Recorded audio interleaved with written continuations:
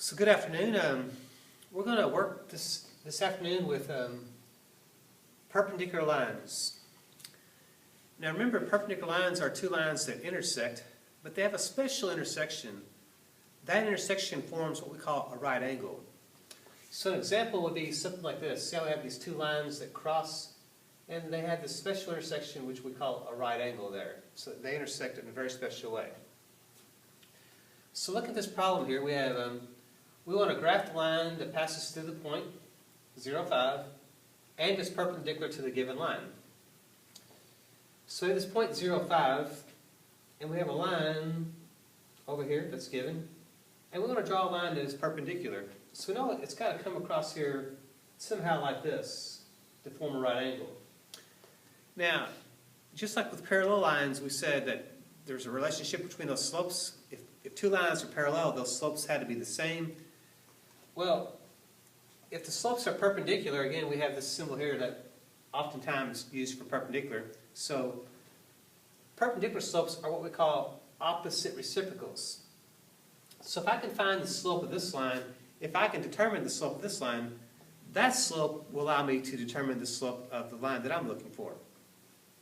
So we marked 2 points on the line, and we know that we can find our slope if we know 2 points on a line. So it looks like this ordered pair is looks like 4, -3, and this other point would be 6, 2. So I can actually use the graph if I want. Remember, slope is rise over run. So slope is that rise over the run. That's our slope.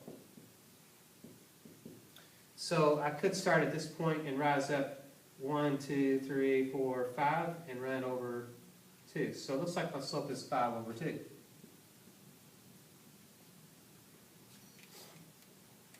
So,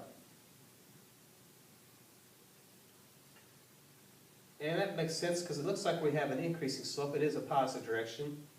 That's kind of my mountain climber guy, so that's looking pretty good. Now if I wanted to, I could also use the table. So I could write down 6, 2 is 1 point, 4, -3 is the other point. And you can kind of see that there's a change in the y's. That's an increase, actually that's a decrease of 5. And that's also a decrease of 2. So you could have -5 over -2, which would be 5/2.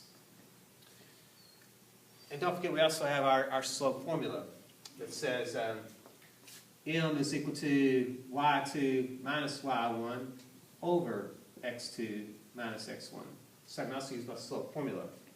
So I have, pick whichever point, I can call this point 1, point 2. So 2, take away a -3. So I can call this point 2 and this is point 1, so let's just label that. So x2, y2, and this could be x1, y1. So y2 minus y1, so 2 take away a -3 over then 6 minus 4.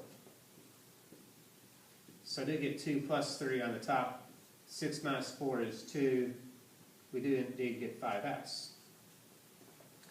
So,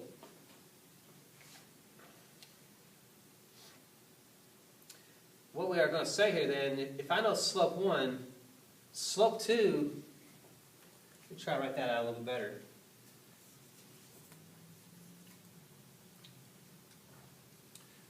So my slope for the second line is going to be the opposite reciprocal of the first slope. So, if I know what the slope of this line is, which we said is 5/2, the slope of my line, the second slope then, so if I call this slope 1, the slope of the second line, what this tells me to do is take the opposite of 5/2, which is -5/2, and then I also have to flip it. So I need to reciprocate it. So that means I flip the fraction, so it's going to end up being a -2/5. So that's what we mean by opposite reciprocals. So if I know the slope of line 1, if I change its sign and flip it, that's going to give me the slope of the second line, or in other words, the line that's going to be perpendicular. So from this point, I've got a rise of down 2 and a run of 5. So from this point, if I go down 2 and run 5, I can make another point. And if I draw the line through those 2 points, it should be perpendicular to the given line.